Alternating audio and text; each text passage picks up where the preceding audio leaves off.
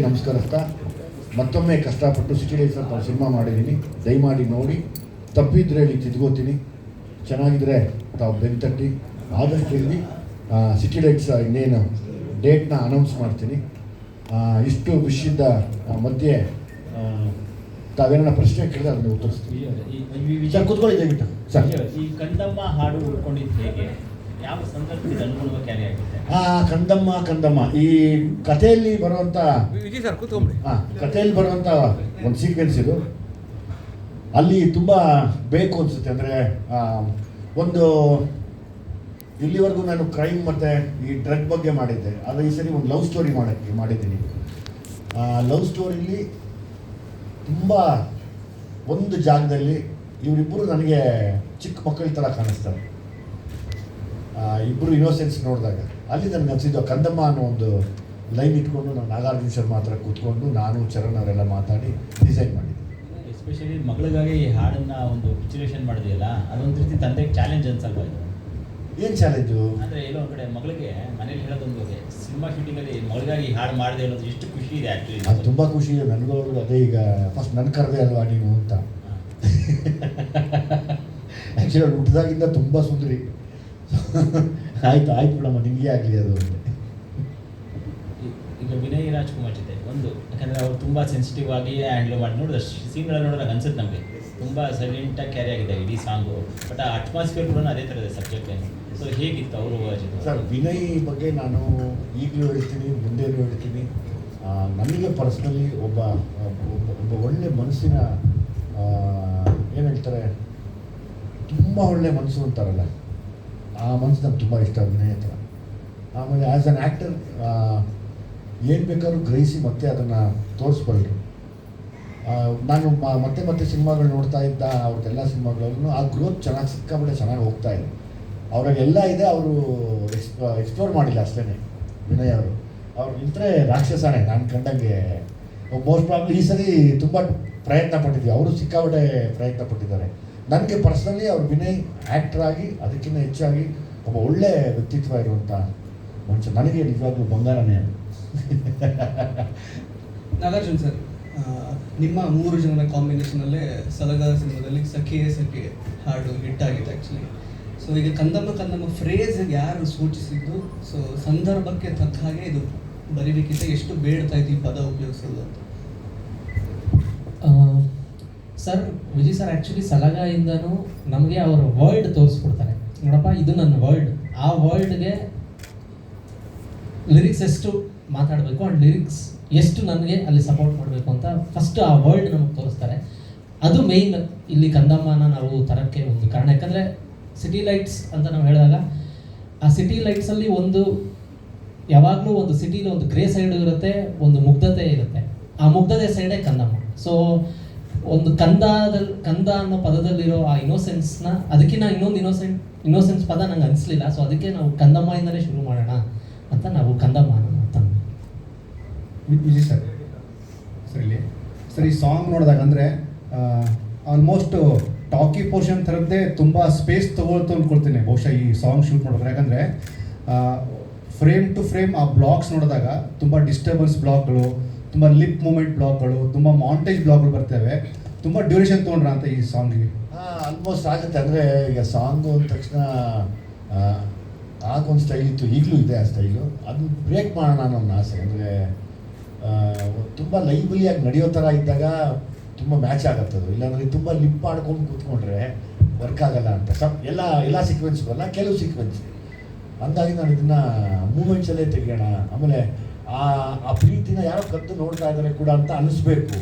ಅಲ್ಲೆಲ್ಲೋ ಒಂದು ವಿಷಯ ಇಟ್ಟಿದ್ದೀನಿ, ನೀವು ಅಬ್ಸರ್ವ್ ಮಾಡಿದರೆ ಆ ಮಕ್ಕಳಿಗೆ ಅದೇನೋ ತಿನ್ನಬೇಡ ಅಂತ ಹೇಳೋದು, ಮತ್ತೊಂದೇನೋ ಅದರದ್ದೆಲ್ಲ ಸೇರಿಸಿ ಒಂದು ಸಾಂಗ್ ಮಾಡಿದ್ರು. ಜಂಕ್ ಫುಡ್ ಬೇಡ ಅಂತ ಹೇಳ್ತಿದ್ರಿ. ಹೌದು. ಯಾಕಂದರೆ ಮೊನ್ನೆ ಆ ಒಂದು ಯಾವುದೋ ಒಂದು ಆ ಕೆಂಪುದು ಇರೋದ್ರಿಂದ ಯಾರೋ ಅದೆಲ್ಲ ಲೈಕ್ ಒಂದು ಮಗು ಸತ್ತೋಯ್ತು ಅಂತ ಕಾಣುತ್ತೆ, ತೀರ್ಕೊಳ್ಳಿತ್ತು ಅಂತ ಕಾಣುತ್ತೆ. ಅದರೊಂದು ಮೆಸೇಜು. ಜಂಕ್ ಫುಡ್ ಅಂಗಡಿಗಳಲ್ಲಿ, ಕೆಲವು ಅಂಗಡಿಗಳಲ್ಲಿ ಏನು ಮಾಡ್ತಾ ಇದ್ದಾರೆ, ಅದರಲ್ಲಿ ಆರ್ಟಿಫಿಷಿಯಲ್ ಕಲರ್ಸ್ ಎಲ್ಲ ಹಾಕಿ ಅದೆಲ್ಲ ತುಂಬ ಕ್ಯಾನ್ಸರ್ಗೆ ಸಪೋರ್ಟಿವ್ ಆಗಿರುತ್ತೆ ಮಕ್ಕಳಿಗೆ ಅಂತೇಳಿ. ಅದು ಬೇಡ ಅನ್ನೋ ಒಂದು ಆಸೆ ಕೂಡ ಇದೆ. ಅದನ್ನು ಸಣ್ಣದಾಗಿ ಟ್ರೈ ಮಾಡಿದ್ದೀನಿ ಹೇಳೋದಕ್ಕೆ. Sir, Vinay sir, Gramayana cinema ನೋಡಿ ಬಂದ ನಂತರ ತುಂಬ ಜನ ಫ್ಯಾನ್ಸ್ ಮಾತಾಡಿದ್ದು ಈ ಸಿನಿಮಾದಲ್ಲಿ ಬೇರೆ ರೇಂಜಲ್ಲಿ ವಿನಯ್ ಅವರು ತೋರಿಸಿದ್ದಾರೆ. ಬಟ್ ಸಿಟಿ ಲೈಟ್ಸಲ್ಲಿ ವಿಜಯ್ ಅವರು ಇನ್ನೂ ಬೇರೆ ರೇಂಜಲ್ಲಿ ತೋರಿಸಿರ್ತಾರೆ ಅನ್ನೋದೊಂದು ಟಾಕ್ ಇದೆ. In terms of acting, in terms of your ಅಂದ್ರೇನೋ ಎಕ್ಸ್ಟ್ರೀಮ್ ಲೆವೆಲ್ನ ಆ್ಯಕ್ಟಿಂಗ್ ಇಲ್ಲಿ ಬಂದಿದೆ ಅಂತ ಮಾತಿದೆ. ಅದಕ್ಕೇನು ರಿಯಾಕ್ಟ್ ಮಾಡ್ತೀವಿ? ಅಂದರೆ ಇದರಲ್ಲಿ ವಿಜಯ್ ಸರ್ ಜೊತೆ ಕೆಲಸ ಮಾಡೋಕ್ಕೆ ತುಂಬ ಕಂಫರ್ಟ್ ಅಂತ ಫೀಲಿಂಗ್ ಸಿಗುತ್ತೆ. ಸೊ ಅದರಲ್ಲಿ ತುಂಬ ಇನ್ನೂ ಚೆನ್ನಾಗಿ ಆ್ಯಕ್ಟ್ ಮಾಡ್ಬೋದು. ಆಮೇಲೆ ಈ ಸಿನಿಮಾದಲ್ಲಿ ಒಂದಷ್ಟು ಒಳ್ಳೆ ಸಿಚುವೇಶನ್ಸ್ಗಳಿದೆ. ಸೊ ಆ ಸಿಚುವೇಶನ್ಸಿಂದ ಆ್ಯಕ್ಟಿಂಗ್ ಇನ್ನೂ ಚೆನ್ನಾಗಿ ಆಚೆ ಬಂದಿರ್ಬೋದು ಅಂತ ಅನಿಸುತ್ತೆ. ಬಟ್ ಒಂದಷ್ಟು ಸೀಕ್ವೆನ್ಸಸ್ ತುಂಬ ಖುಷಿಯಿಂದ ತುಂಬ ಎಂಜಾಯ್ ಮಾಡಿ ಶೂಟ್ ಮಾಡಿದ್ವಿ. ಅದರಿಂದ ತುಂಬ ಚೆನ್ನಾಗಂತೂ ಬಂದಿದೆ. ಮೋನಿಶಾ ಅವರೇ, ಇದು ನಿಮ್ಮ ಚೊಚ್ಚಲ ಸಿನಿಮಾ, ಜೊತೆಗೆ ಅಪ್ಪನ ನಿರ್ದೇಶನದಲ್ಲಿ ಮಾಡಿರುವಂತಹ ಸಿನಿಮಾ.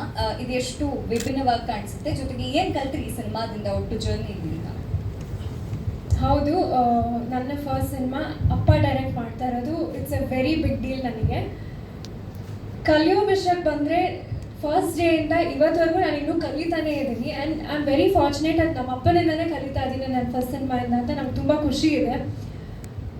ಸೆಟ್ಟಲ್ಲಿ ಆ್ಯಕ್ಚುಲಿ ನಮ್ಮಪ್ಪ ನಾನು ತುಂಬ ಕ್ಲೋಸ್ ಅದರ್ವೈಸ್, ಬಟ್ ಸೆಟ್ಟಿಗೆ ಹೋದರೆ ತುಂಬ ಪ್ರೊಫೆಷ್ನಲ್ ಆಗಿ ಏನು ಕಂದಮ್ಮ ಅಂತ ಕರೀತಾರೆ ನಾನು ಅದರ್ವೈಸ್. ಬಟ್ ಸೆಟ್ಟಲ್ಲಿ ಮೋನಿಶಾ ಮಾಡೋದು ತುಂಬ ಪ್ರೊಫೆಷ್ನಲ್ ಆಗಿ ಸ್ಟ್ರಿಕ್ಟ್ ಆಗಿ ಮಾಡಿಸಿದ್ದಾರೆ.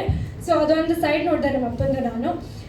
ಇದೆಲ್ಲ ನೋಡೋಕ್ಕೆ ತುಂಬ ಖುಷಿ ಆಗುತ್ತೆ. ಓವರ್ ಆಲ್ ಇಟ್ಸ್ ಎಲ್ಲ ಹೊಸ ಎಕ್ಸ್ಪೀರಿಯನ್ಸ್ ಮ್ಯಾಮ್ ನನಗೆ ಅದು. ಯಾಕಂದರೆ ಏನೇನೋ ಪ್ರಯತ್ನ ಪಟ್ಟಿರ್ತಾರೆ ಯಾವಾಗಲೂ. ಒಬ್ಬ ನಿರ್ದೇಶಕ ಆಗ್ಬೋದು, ಒಬ್ಬ ಪೇಂಟ್ರ್ ಆಗ್ಬೋದು, ಒಬ್ಬ ಮ್ಯೂಸಿಷಿಯನ್ ಆಗ್ಬೋದು, ಒಬ್ಬರು ಲಿರಿಸಿಸ್ಟ್ ಆಗ್ಬೋದು. ತುಂಬ ಅನುಭವಗಳನ್ನ ತುಂಬಿ ಒಂದು ಒಳ್ಳೆ ಅರ್ಥ ಸಿಗಲಿ ಅಂತ ಪ್ರಯತ್ನ ಪಡ್ತಾ ಇರ್ತೀವಿ. ಅರ್ಥ ಸಿಕ್ಕಿದ್ರೆ ತುಂಬ ಸಾರ್ಥಕ ಅನ್ಸುತ್ತೆ ನನಗೆ. ಓಕೆ ಸರ್, ಲಾಸ್ಟ್ ಟೈಮ್ ಆದಂಥ ಸಿನಿಮಾ, ನಿಮ್ಮ ಡೈರೆಕ್ಷನ್ ಆದಂಥ ಸಿನಿಮಾಗಳಲ್ಲಿ ಕ್ರೈಮ್ ಜೊತೆ ಕಾಮಿಡಿಯನ್ನು ಕೂಡ ಹೇಳ್ತಾ ಹೋಗ್ತಾ ಇದ್ರಿ. ಇಲ್ಲಿ ಲವ್ ಜೊತೆ ಕಾಮಿಡಿ ಇದೆಯಾ ಹೇಗೆ? ಖಂಡಿತವಾಗ್ಲು ನಾನು ಕಾಮಿಡಿ ಇಲ್ಲದೆ ಸಿನಿಮಾನೇ ಮಾಡಲ್ಲ. ನನಗೆ ಈ ಸತಿ ನಮ್ಮ ಮಲ್ಲ ನೋಡಿ ನಾನು ಮಲ್ಲ ಮತ್ತು ನಮ್ಮ ತುಂಬ ದೊಡ್ಡ ಫೈಟ್ ಮಾಸ್ಟರ್ ವಿನೋದ್ ಅವರು ಕಾಮಿಡಿ ಮಾಡಿದ್ದಾರೆ ಈ ಸತಿ. ಅದೇ ನಿಮ್ಗೊಂದು ಹೊಸ ಥರ ಕಾಣುತ್ತೆ. ಆ್ಯಸ್ ಇಟ್ ಈಸ್ ಜಾಕ್ ಇದ್ದಾರೆ ಅವರು. ಲಾಸ್ಟ್ ಟೈಮು ಜಾಲಿ ಅಂತಂದ್ರು, ಈ ಸತಿ happy everybody should be happy ಅಂತ ಬರ್ತಾರೆ ಈ ಸರಿ ಜಾಕ್. ಅದು ವಿಶೇಷವಾಗಿರುತ್ತೆ. ಆಮೇಲೆ ಪ್ರಯತ್ನ ಎಲ್ಲ ಆರ್ಟಿಸ್ಟ್ಗಳು ನಗ್ಸಕ್ಕೆ ಟ್ರೈ ಮಾಡ್ತಾರೆ. ಈವನ್ ವಿನಯ್ ಅವರು ಅಷ್ಟೇ ಕೂಡ. ನಾನು ನಗು ಇಲ್ದಿರೋ ಸಿನಿಮಾ ಮಾಡಲ್ಲ ಸರ್. ತುಂಬ ಸೊಪ್ಪು ನೋಡೋಕ್ಕಾಗಲ್ಲ, ತುಂಬ ಸೀರಿಯಸ್ ಆಗೂ ನೋಡೋಕ್ಕಾಗಲ್ಲ ಅದನ್ನು. ಚರಣ್ ರಾಜ್ ಅವರು ಒಂದು ಕಡೆ ಈ ಕಾಂಬಿನೇಷನ್, ನಿಮ್ಮ ತ್ರಿಮೂರ್ತಿಗಳ ಕಾಂಬಿನೇಷನ್ ಒಂದಷ್ಟು ತುಂಬ ಇಂಟೆನ್ಸ್ ಆಗಿ ಕ್ಯಾರಿ ಮಾಡುತ್ತಾ ವಿಷಯಗಳು. ಯಾಕಂದರೆ ನೀವು ಟ್ಯೂನಲ್ಲಿ ಅನಿಸುತ್ತೆ ತುಂಬ ಸ್ಮೂತಾಗಿ ಹೋಗುತ್ತೆ, ಒಂದ್ಸತಿ ತುಂಬ ಮನಸ್ಸಲ್ಲಿ ಏನೋ ಉಳಿಯೋ ಥರ ತುಂಬ ಅಂಶಗಳು ಕ್ಯಾರಿ ಮಾಡ್ತಾರೆ. ಅದು ಹೇಗೆ ಜವಾಬ್ದಾರಿ ಹೇಗೆ ನಿಭಾಯಿಸ್ತಿದ್ದೀರಿ? ಅದೇ ನಿಮ್ಮ ಕಾಂಬಿನೇಷನ್ಗೆ ಅದು ಮ್ಯಾಚ್ ಆಗುತ್ತಾ ಅಂತ? ಸರ್ ಅಫ್ಕೋರ್ಸ್ ಆ ಜವಾಬ್ದಾರಿ ಇದೆ ಸರ್. ಬಟ್ ಸರ್ ನಮ್ಮ ಕೈ ಕೆಲಸ ತೆಗೆಸ್ಕೊಳ್ತಾರಲ್ಲ, ಈ makes it very easy for us. ಅಂದರೆ ನಾವೆಲ್ಲ ಕಂಪೋಸ್ ಮಾಡೋದು, ಲಿರಿಕ್ಸ್ ಎಲ್ಲ ಒಟ್ಟಿಗೆ ಕೂತ್ಕೊಂಡು ಮಾಡ್ತೀವಿ. ಅಂದರೆ ನಾನೆಲ್ಲೋ ಟ್ಯೂನ್ ಮಾಡೋದು, ಇವರು ಕಳಿಸೋದು ಆ ಥರ ಏನಿಲ್ಲ. ನಾವೆಲ್ಲ ಒಂದು ಕೊಲಾಬ್ರೇಷನಲ್ಲಿ ಇದ್ದೀವಲ್ವ. So sir makes it very easy. ಜವಾಬ್ದಾರಿ ತುಂಬಾ ಇದೆ, ಬಟ್ ಈಸಿ ಮಾಡ್ತಾರೆ. ಅದು ತುಂಬ ಇಂಪಾರ್ಟೆಂಟ್. ಅದು ಡೈರೆಕ್ಟರ್ದು ಸ್ಪೆಷಾಲಿಟಿ. ಅಂದರೆ ನೀವು ಎಂಟೈರ್ ಸಬ್ಜೆಕ್ಟನ್ನು ಕೇಳಿದ್ಮೇಲೆ ಕ್ಯಾರಿ ಆಗುತ್ತಾ ಹೇಗೆ ಅಂತ? ಸಾರಿ ಸರ್, ಎಂಟೈರ್ ಸಬ್ಜೆಕ್ಟ್ ಕೇಳಿದ್ಮೇಲೆ ಕ್ಯಾರಿ ಆಗುತ್ತಾ? ಕೆಲವು ಸತಿ ಏನಾಗುತ್ತೆ ಬರೀ ಪರ್ಟಿಕ್ಯುಲರ್ ಸೀನ್ ಟು ಸೀನ್ ಹೇಳ್ತಾರೆ. ಎಸ್, ನಿಮ್ದು ಹೇಗೆ ಅಂತ? ಅಂದರೆ ಎಂಟೈರ್ ಸಬ್ಜೆಕ್ಟ್ ಹೇಳ್ತಾರೆ ಸರ್. ಅವ್ರ ವರ್ಲ್ಡ್ ಎಲ್ಲ ಎಕ್ಸ್ಪ್ಲೈನ್ ಮಾಡ್ತಾರೆ ನಮಗೆ. ಸೊ ಮತ್ತೆ ನಮಗೆ ಆಪ್ಷನ್ಸ್ ಕೊಡ್ತಾರೆ. ಅಂದರೆ ಯಾವ ರೀತಿ, ಯಾವ ಸಿಚುವೇಶನ್ಗೆ ಯಾವ ರೀತಿ ನಾವು ಕಂಪೋಸ್ ಮಾಡ್ಬೋದು. ಸೊ ಓಪನ್ ಆಗಿಬಿಡ್ತಾರೆ. ಮತ್ತೆ ಪುನಃ ನಾವು ಒಟ್ಟಿಗೆ ಸೇರಿ ಎಲ್ಲರೂ ಒಂದು ಕನ್ಕ್ಲೂಷನ್ ಬರ್ತೀವಿ ಸರ್. ನಾಗಾರ್ಜುನ, ಈಗ ಕಂದಮ್ಮ ಹಾಡಾದ್ಮೇಲೆ ಇನ್ನು ಯಾವ್ಯಾವ್ದು ಭಾಳ ಇಂಪ್ಯಾಕ್ಟ್ ಆಗುವಂಥದ್ದು ಹಾಡುಗಳನ್ನ ನಾವು ನಿರೀಕ್ಷೆ ಇಟ್ಕೋಬೋದು? ಸರ್ ಇದಾದಮೇಲೆ ಇನ್ನೊಂದು ಸಾಂಗ್ ಇದೆ. ಅದು ಕಂಪ್ಲೀಟ್ಲಿ ಬೇರೆನೇ ಶೇಡ್ ಅನ್ನಲ್ಲ, ಬಟ್ ಅದರಲ್ಲಿ ಇದಕ್ಕಿಂತ ತುಂಬ ಇಂಟೆನ್ಸ್ ಆಗಿರೋಂಥ ಎಕ್ಸ್ಪ್ಲನೇಷನ್ ನಾವು ಕೊಟ್ಟಿದ್ದೀವಿ ಸಾಂಗಲ್ಲಿ. ಪ್ರೀತಿ ಬಗ್ಗೆ ಯಾಕೆ ಎರಡು ತುಂಬ ಇಂಟೆನ್ಸ್ ಪ್ರೀತಿ ಇದ್ರಲ್ಲಿ ನಾವು ಹೋಗಿದ್ದೀವಿ ಅಂತಂದರೆ, ನಾನು ನೋಡಿರೋದು ಇತ್ತೀಚೆಯ ದಿನಗಳಲ್ಲಿ ಪ್ರೀತಿಲಿ ಮುಗ್ಧತೆ ಕಮ್ಮಿ ಆಗ್ತಾ ಇದೆ. ಆ ಮುಗ್ಧತೆನ ಎತ್ತಿ ಹಿಡಿಬೇಕು ಅಂತ ಈ ಎರಡು ಹಾಡನ್ನ ನಾವು ಸಿಟಿ ಲೈಟ್ಸ್ ಇದು ಮಾಡಿದ್ದೀವಿ. ಅದ್ರ ಜೊತೆಗೆ ಇನ್ನೊಂದು ಸಾಂಗ್ ಅಗೇನ್ ನಾವು ಮಾಸ್ ಸಾಂಗ್, ಇನ್ನೊಂದು ಸಾಂಗ್ ಅದ್ರ ಇದೆ. ಸೊ ಒಟ್ಟು ನೆಕ್ಸ್ಟ್ ಇನ್ನೂ 2 ಹಾಡು, ಅದ್ರ ಜೊತೆಗೆ ಸರ್ ಹೇಳಿದ್ರೆ ಇನ್ನು 4 ಹಾಡು ಬರೋದಿದೆ. ಇನ್ನೊಂದು ರಿಲೀಸ್ ಮಾಡಿಲ್ಲ. ಅದು ಥೀಮ್ ಸಾಂಗ್ ಅಂತ ಆಲ್ರೆಡಿ ಟೀಸರ್ ಜೊತೆಗೆ ಬಿಟ್ಟಿದ್ರು. ಅನಿಸುತ್ತೆ ಬಹುಶಃ 4 ರಿಂದ 5 ಸಾಂಗ್ ಆಗ್ಬೋದಾ ಚರಣ್? ಆಲ್ಮೋಸ್ಟ್ ಎಸ್ ಇನ್ನೊಂದು 5 to 6 ತುಂಬ ಒಳ್ಳೆ ಸಾಂಗ್. ಅಂದರೆ ಥಿಯೇಟ್ರಲ್ಲಿ ಕೂತ್ರೆ ಎಂಜಾಯ್ ಮಾಡ್ಕೊಂಡು ಹೋಗಬೇಕು. ಅದಂತೂ ಕನ್ಫರ್ಮ್ ಈ ಸತಿ ತುಂಬ ಚೆನ್ನಾಗಿ. ನಾನು ಹೇಳೋದು ಬೇಡ, ತಾವು ನೋಡಿ, ಕಷ್ಟಪಟ್ಟು ಮಾಡಿದ್ದೀವಿ, ತಾವು ನೋಡಿ. ಸರ್ ವಿಜಯ್ ಸರ್, ಮಾ. ಸರ್ ಈಗ ಮೊದಲು ಚಿತ್ರರಂಗಕ್ಕೆ ತಾವು ನಟರಾಗಿ ಬಂದಮೇಲೆ ಇವಾಗ ಡೈರೆಕ್ಷನ್ ಕೂಡ ಹೋಗ್ತಾ ಇದ್ದೀರಾ.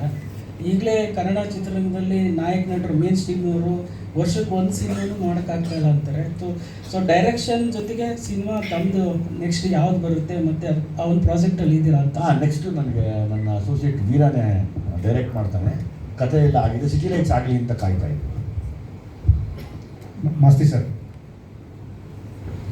ಸರಿ, ಅಂದರೆ ಕಳೆದ 5 ವರ್ಷಗಳಿಂದ ಬಂದಂತಹ ಎಲ್ಲ ಸಿನಿಮಾಗಳದು ಸಣ್ಣ ಸಿನಿಮಾ, ಮಿಡ್ ರೇಂಜ್ ಸಿನಿಮಾ, ದೊಡ್ಡ ಸಿನಿಮಾ ಅಂತಲ್ಲ, ಸಂಭಾಷಣೆಗಳು ತುಂಬ ಇಂಟೆನ್ಸ್ ಆಗಿ ಕ್ಯಾರಿ ಮಾಡ್ತಿದ್ದಾರೆ. ಅದು ಅಂದರೆ ಮಾಸ್ತಿಯವರು ಅಂತಲ್ಲ, ಕನ್ನಡದ ಎಲ್ಲ ಸೂಪರ್ ಸ್ಟಾರ್ ಸಿನಿಮಾಗಳು ಮಾಡುವಂತಹ ಡೈಲಾಗ್ ರೈಟರ್ಗಳು ತುಂಬ ಕಮ್ಮಿ ಸಂಭಾಷಣೆ ಇಟ್ಕೊಂಡು ಸಿನಿಮಾನ ಗೆಲ್ಲಿಸುವಂತಹ ಕಮರ್ಷಿಯಲ್ ಮೋಡ್ಗೆ ಹೋಗಿದ್ದಾರೆ.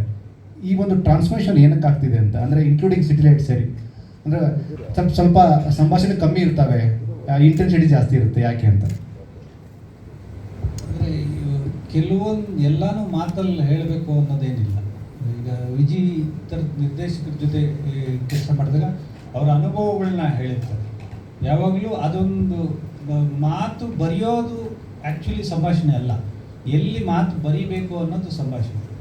ಎಲ್ಲಿ ಎಷ್ಟು ಬರೀಬೇಕು, ಯಾವ್ದು ಬರೀಬೇಕು ಅಂತ ನಾನು ಯಾವಾಗಲೂ ಹೇಳೋದು ಅದೇ. ಈಗ ಡೈರೆಕ್ಟರ್ ಅಂತ ಹೇಳಿದ ತಕ್ಷಣ ನಾವು ಯಾವಾಗಲೂ ಒಬ್ಬ ಅಡುಗೆವನ್ನ ಕಂಪೇರ್ ಮಾಡ್ಕೊತೀವಿ.